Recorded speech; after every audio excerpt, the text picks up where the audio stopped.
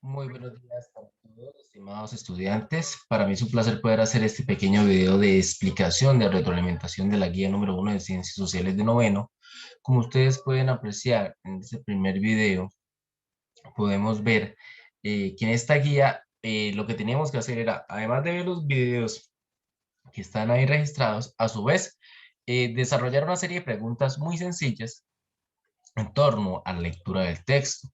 Prácticamente todas las preguntas eran el resultado de una lectura escalonada e interpretación del texto. Bueno, en un leve nivel prácticamente literal. Entonces era una guía muy sencilla por hacer. Y a su vez, complementada con la clase que tuvimos para esta guía, era muy sencilla realizarla. Entonces vamos a ir abordando pregunta por pregunta. Primera, explica la importancia de la ONU a nivel mundial explicando sus funciones. Como ustedes pueden ver, los primeros dos párrafos, ¿sí? Hablan perdón, el segundo y el tercer párrafo de la guía hablan de las funciones de la ONU.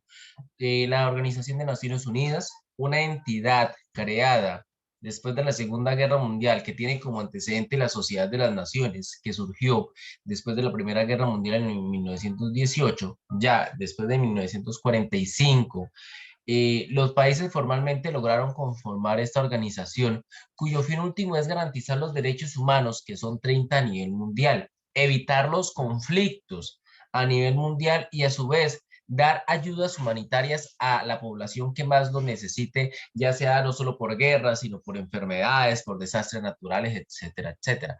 Entonces, si leemos, hay diferentes organizaciones como la UNICEF, la FAO, la OMS, la ACNUR, y cada una de esas organizaciones tiene una función específica. La ONU se ha vuelto el eje central de esas organizaciones que ha creado para encargarse de una problemática en específico. Entonces la ONU dice, bueno, tenemos problemáticas en torno a la educación, la ciencia y la cultura. Vean, por favor, la UNESCO es la que se encarga de, a nivel mundial, buscar estrategias, mecanismos, acompañar a los gobiernos a nivel mundial para que la educación, la ciencia y la cultura progrese en los territorios donde logra intervenir.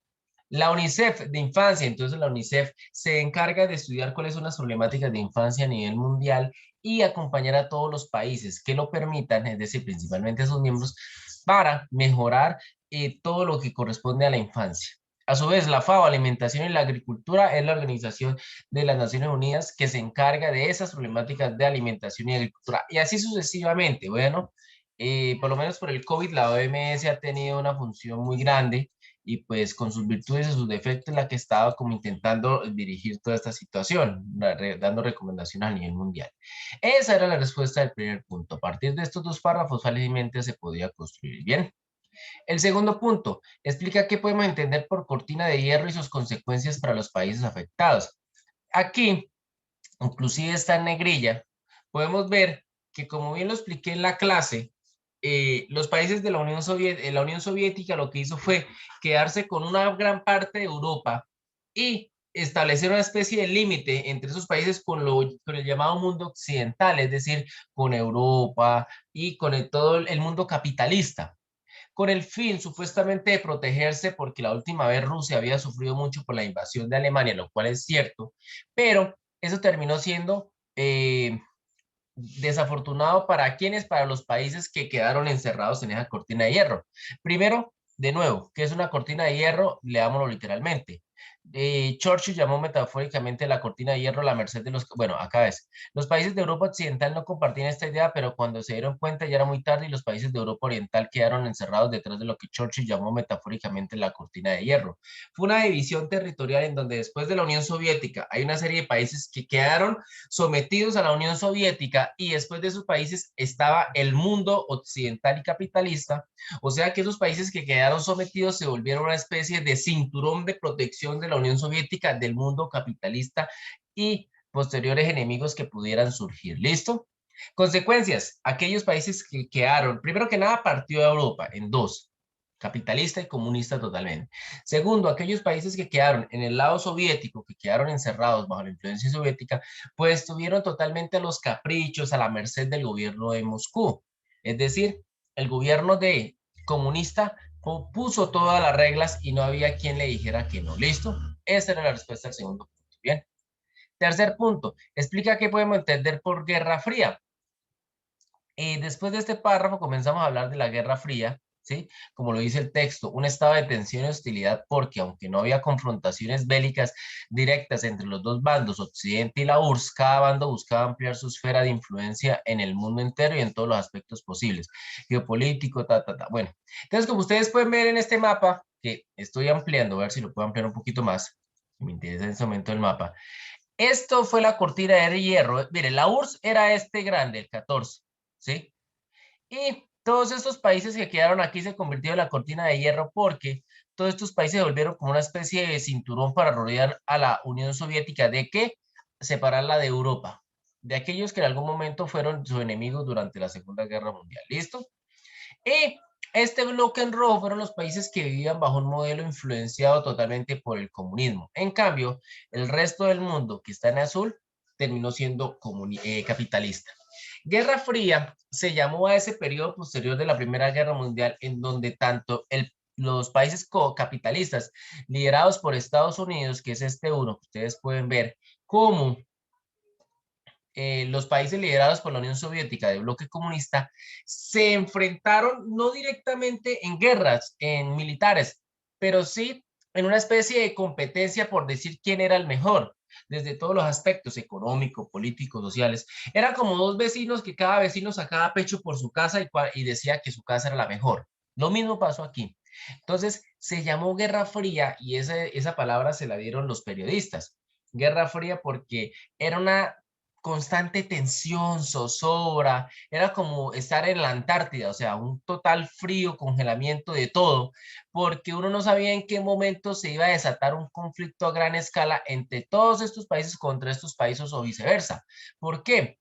Porque habían puntos de encuentro, como vimos anteriormente el de Cuba, recordarán, el periodo pasado, si mal no recuerdo lo vimos, en donde ambos países prácticamente estuvieron a punto de enfrentarse, tanto la Unión Soviética, este enorme, como este euro, que es Estados Unidos, que también es enorme. Bueno, entonces por favor tenerlo muy presente, tenerlo en cuenta, ¿listo? Bien, continúo. Eh, explica en qué consistió la doctrina Truman. Entonces, en el desarrollo de la lectura, podemos encontrar la doctrina Truman. Vamos a ver si la encontramos acá literalmente. Mira, acá está. Contra las intenciones expansionistas soviéticas, el presidente estadounidense Truman lanzó la doctrina Truman con la cual apoyaba a grupos a favor de alimentar la democracia y el capitalismo. A esto se le llamó la política de contención. Había que contener a los soviéticos y no permitir que siguieran difundiendo su doctrina y expandiendo su influencia. Entonces, ¿qué hizo este señor Truman? Posterior a 1945, más o menos 50. Dijo, bueno, los soviéticos quieren adueñarse de todo el mundo, quieren que todos los países vivan bajo el comunismo. Nosotros somos defensores del capitalismo y de la democracia, y ellos del comunismo y de un sistema totalitarista de gobierno. Entonces, todo país que necesite nuestra ayuda para defender el capitalismo y la democracia, debemos dársela, militar, económica y de todo tipo. En eso consistió la doctrina Truman, en que Estados Unidos se convirtió en el abanderado del capitalismo, la democracia a nivel mundial y donde fuera necesario tenía que llegar. ¿Listo? Siguiente punto. Explica en qué consistió el Plan Marshall.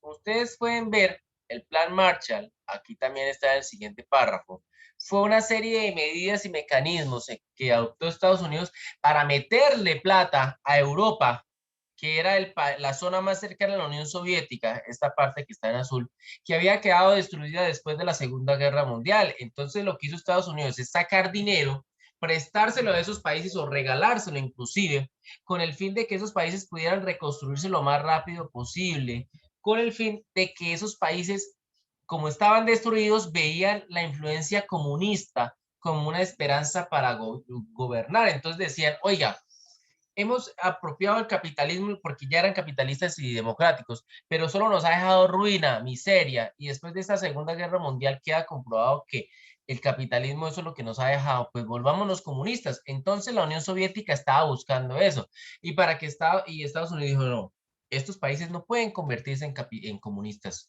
debemos apoyarlos y para eso les mandó plata. Eso básicamente fue el Plan Marshall, ¿sí? Aquí la definición más exacta que ustedes pueden encontrar está aquí. Entonces no la voy a leer porque eso ustedes lo hicieron en la tarea. ¿Listo? Siguiente punto. Eh, Lee y analiza la carrera armamentística y demás aspectos de la Guerra Fría en los que ambas potencias compitieron y escribe tu opinión sobre estos acontecimientos. Era una opinión personal. Como ustedes pueden ver, la parte final del texto nos habla de la competencia entre Estados Unidos y la Unión Soviética. Y hay dos posiciones básicas. Unos dicen que fue totalmente una pérdida de tiempo, que se gastaron recursos en armas, y eso generó pues prácticamente, esos recursos se pudieron haber invertido en mejorar las condiciones del mundo fácilmente. Y otras personas dicen, sí, claro, hubo una carrera armamentística donde cada país quiso demostrar cuál era el mejor, pero en ese afán de competir terminaron degenerando un desarrollo tecnológico que hasta el día de hoy nos ha beneficiado. El Internet, las telecomunicaciones, diferentes avances científicos, médicos, y demás, son hijos de la Guerra Fría, ¿sí? Las telecomunicaciones de las que hoy en día gozamos, o hay personas que dicen muy difícilmente se hubieran desarrollado tan rápido al grado que se han desarrollado ahora, gracias a que estos dos señores, bueno, es que estos dos países, el representante soviético y el de Estados Unidos, es decir, ambos países se enfrascaron en ese conflicto, en ese enfrentamiento. Entonces, no todo fue malo. Entonces, hay, como les digo, hay dos caras de una moneda que podemos interpretar bien. Pero yo quería que ustedes obviamente desarrollaran su propia postura. ¿Sí? Era la idea de eso. Bien, entonces no siendo más, les deseo lo mejor. Espero que estén muy bien. Quedo atento a cualquier pregunta, que tengan un feliz día y unas felices vacaciones.